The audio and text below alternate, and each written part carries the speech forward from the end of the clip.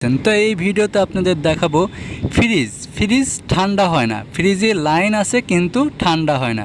কি কারণে ঠান্ডা হয় না আমি এই ভিডিওতে দেখিয়েছি। ভিডিওটি না টেনে যদি সম্পূর্ণ দেখেন তাহলে আপনারা নিজেরাই এই ফ্রিজ ঠিক করে নিতে পারবেন। অনেকেরই বাসা বাড়িতে দেখা গেছে যে বাসা চেঞ্জ করেন, ওই ক্ষেত্রে আপনার ফ্রিজটি এক বাসা থেকে আরেক বাসায় নিয়ে যাওয়ার রানিং ফ্রিজ দেখা গেছে যে লাইন দিলে ফ্রিজটি অন হচ্ছে, লাইট জ্বলতেছে কিন্তু ঠান্ডা হচ্ছে না। কি কারণে হচ্ছে না তো বন্ধুরা দেখতে থাকুন। আপনারা নিজেরাই এই কাজ করে নিতে পারবেন, আর 1500-2000 টাকা খরচ করতে হবে না। তো বন্ধুরা এই যে সর্বপ্রথম আমি এই ফ্রিজের পিছন অংশটি খুলে নিছি। এই যে কম্প্রেসারে এখানে দেখতে পারতেছেন রিলে, আমার হাতে রিলে দেখতে পারতেছেন। এই রিলেটা মূলত নষ্ট হলে আপনার এই ফ্রিজের কম্প্রেসারটি অন হয় না, আর কম্প্রেসারটি অন না হলে আপনার